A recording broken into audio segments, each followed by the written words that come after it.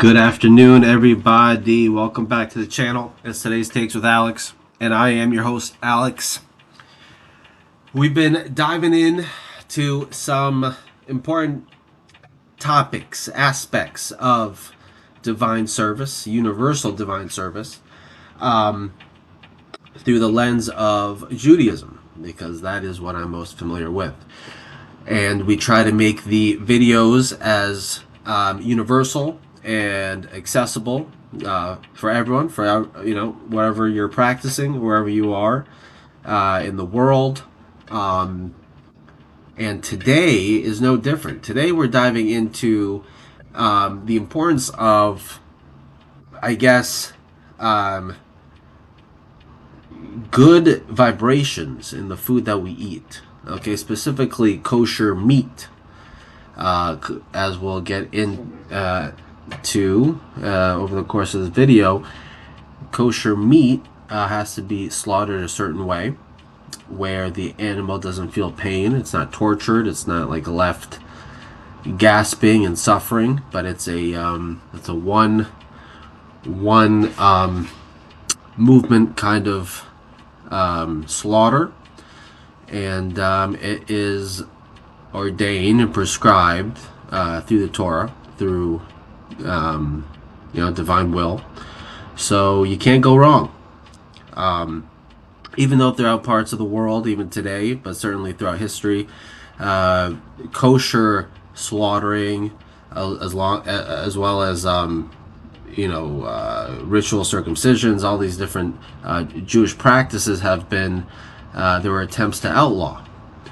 And it doesn't really make sense, because why would the kosher slaughtering of animals be any less humane than what happens, at some of these slaughter mills or slaughter farms? So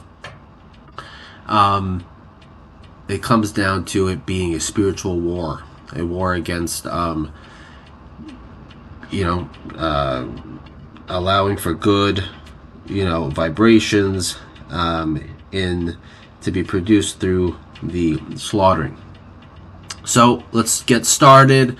If you're new here, I'm the guy who loves exploring the deep why behind ancient practices that still shape our world today. And today we're getting into one of the most misunderstood topics in Judaism: kosher meat.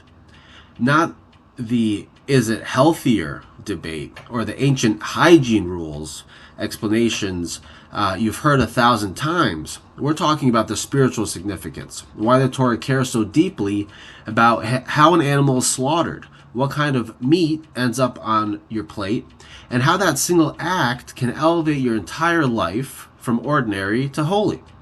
This isn't about rules for the sake of rules. This is about soul-level transformation hidden inside your dinner. If you've wondered why something as everyday as eating meat carries cosmic weight in spiritual practice, you're in the right place. So let's dive in. First, quick context, as we're all on the same page. Kosher meat isn't just clean meat. The Hebrew word kasher means fit or proper. The laws come straight from the Torah. Leviticus and Deuteronomy lay out which animals are allowed, and a detailed process of ritual slaughter, or shechita, is explained in the oral tradition. But here's the part that most people miss. The Torah doesn't frame these laws as health tips or even basic ethics. It frames them as a part of holiness. Right after giving the kosher laws, God says in Leviticus, For I am the Lord your God, you shall sanctify yourselves, and you shall be holy, for I am holy. I am the Lord who brought you up from the land of Egypt to be your God. You shall be holy, for I am holy. Eating kosher meat isn't a side quest. It's part of the main mission, becoming holy like God is holy. Every single time a Jew sits down to a kosher steak or chicken, they're actively participating in that mission. That's the spiritual engine under the hood. Now let's get to the real spiritual significance of the meat itself. Why does the Torah obsess over how the animal dies? The first layer is respect for life itself. The Torah teaches that the life of the flesh is in the blood. That's why kosher slaughter requires the animal to be killed in one swift motion with an ultra-sharp blade, no stunning, no suffering, and then every drop of blood must be completely drained and covered with earth. You're not allowed to consume the blood, as we've discussed before, because you're not allowed to consume the life force in that raw, chaotic way. Spiritually, this is huge. By removing the blood, you're acknowledging that life belongs to God, not to you. You're saying, I'm not a predator taking what I want. I'm a partner in creation, receiving permission to use this life only after it's been returned to its source. That single act turns eating from consumption into conscious elevation. The animal's physical life ends, but its spiritual potential gets lifted into the human soul when eaten with the right intention. The Talmud and later mystics take this even deeper. In Kabbalistic thought, every animal has sparks of divine light trapped inside it from the shattering of the primordial vessels, the ones we've discussed at length before. When you eat kosher meat properly, with a blessing, with mindfulness, you're performing a tikkun, a repair of those sparks that are in that animal. You're literally freeing holy sparks and raising them back to their divine source. So what about non-kosher meat? Those sparks stay trapped, unredeemed. That's why the Torah calls certain animals unclean, not because they're dirty, but because they don't lend themselves to this elevation process. Now, you don't have to go out and buy kosher meat today, but it's just good to be aware of this. And maybe instead of going and buying kosher meat, maybe buy meat that was more humanely slaughtered, or just be conscientious of it. Pigs, for example, have split hooves but don't chew their cud. They look spiritual on the outside but lack the inner rumination, the inner reflection. The kosher animals, cows, sheep, goats, deer, all chew their cud and have split hooves, a perfect symbol of balance between inner spiritual work and outer action. The laws are teaching us to choose lives that mirror that balance.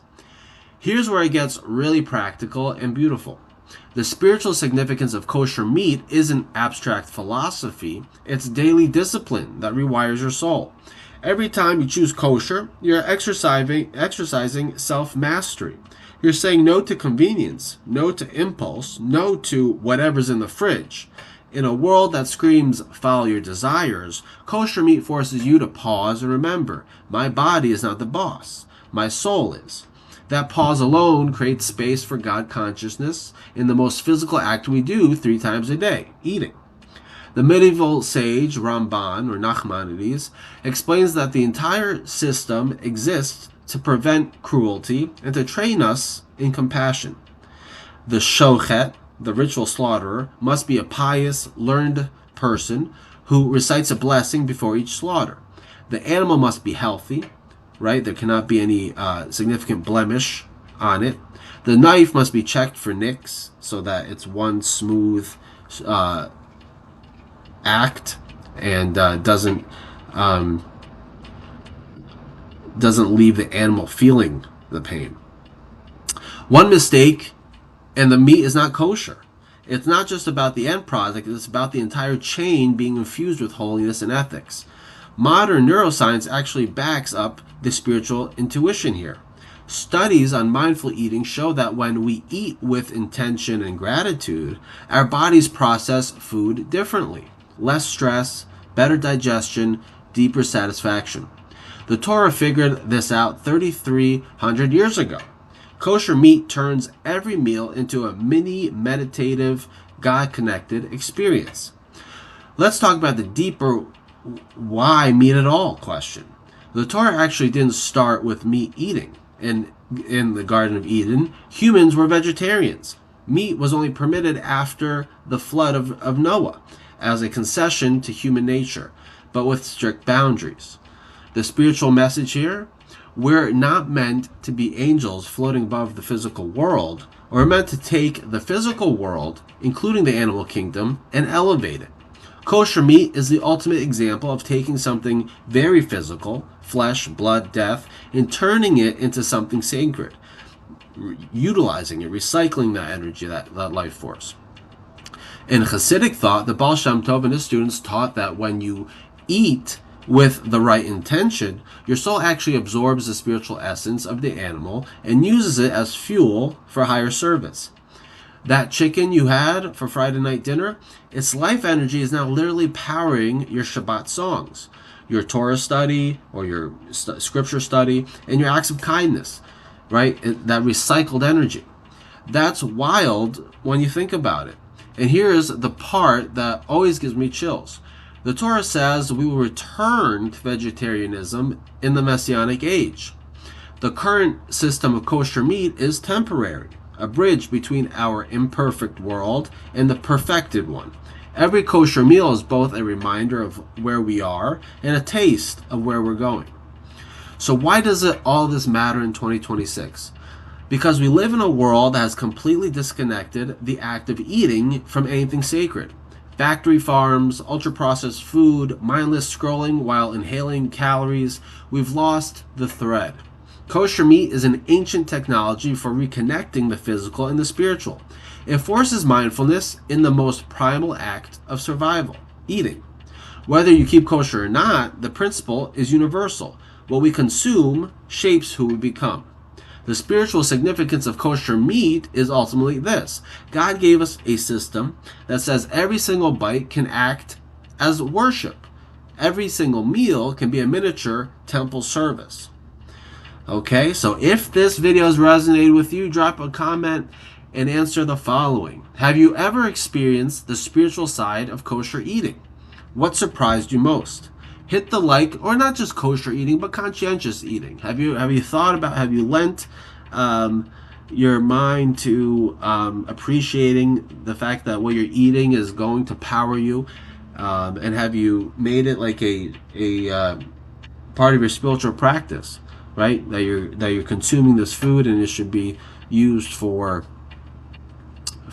thriving in a physical and a spiritual way. So what surprised you most? Hit the like button if you want more deep dives into spiritual practices that actually change how we live. Subscribe and ring the bell so you never miss when we uncover the hidden holiness in everyday life. Thank you for spending your time with me. I appreciate your support. If you have any other comments, go ahead, please leave them below. Hope everyone's having a good Wednesday, a good week. Everyone should be blessed with health and success, and I'll see you back tomorrow with another video. Have a great day.